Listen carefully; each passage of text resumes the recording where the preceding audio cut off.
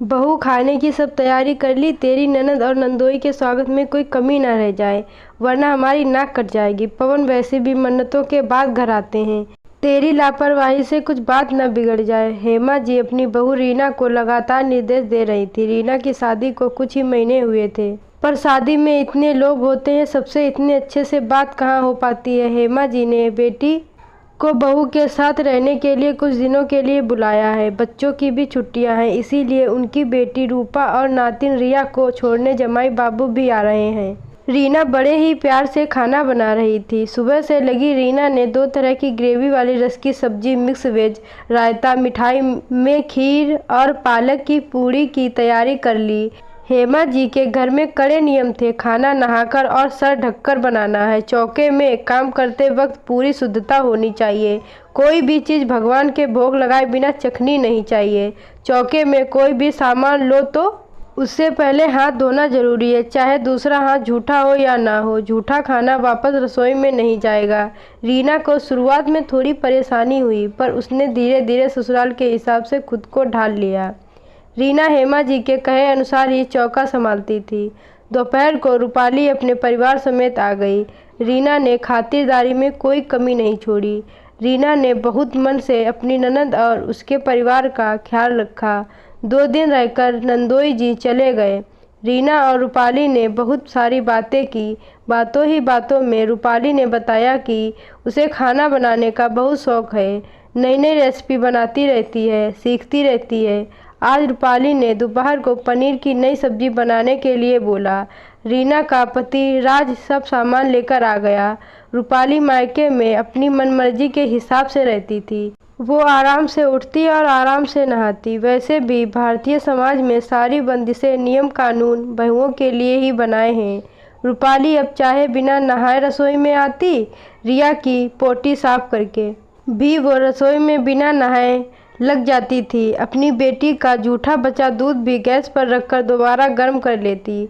बचा खाना फ्रिज में रख देती थी। रीना हैरान थी कि सासू माँ इतनी जूठन कैसे बर्दाश्त कर लेती हैं, पर हेमा जी मुस्कुराकर कहती कि ये तो कन्या है, देवी का रूप है, इसकी जूठन से तो चौका और भी शुद्ध हो जाता है। रूपाली दोपहर को सब्जी बना रही थी।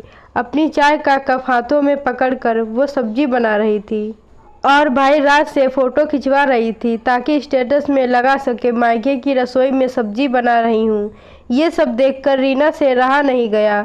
उसने तुरंत रूपाली को बोला, दीदी आप नहाए भी नहीं हो और सब्जी बना रहे हो, ऊपर से जूठे हाथों से सब्जी भी हिला रहे हो। मम्मी जी देख लेंगी तो आप पर बहुत गुस्सा करेंगी।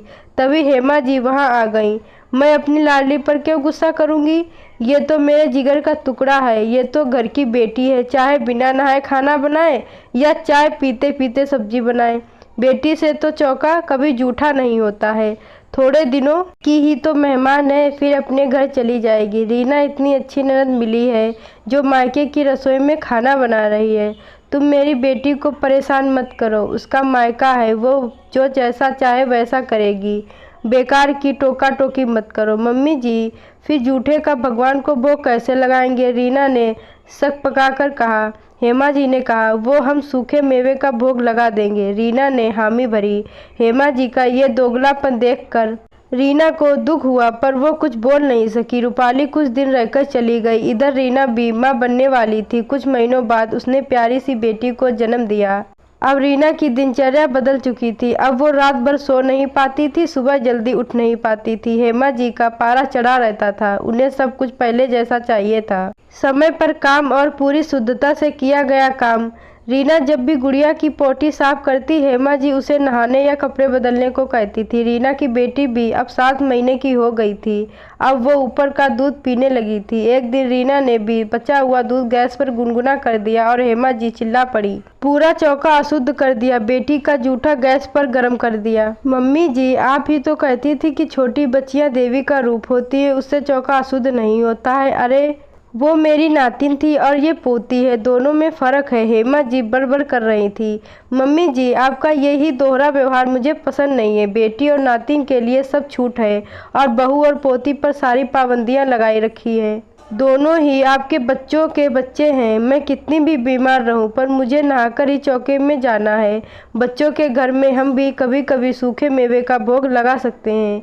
मैं ये नहीं कहती कि आपके नियम अच्छे नहीं हैं, आपके नियम अच्छे हैं, तो फिर वो सब पर लागू होने चाहिए। या तो सब पर लागू कीजिए ताकि सब उसका कड़ाई से पालन करें। नियम बनाने वालों को अपने नियम पर कायम रहना चाहिए।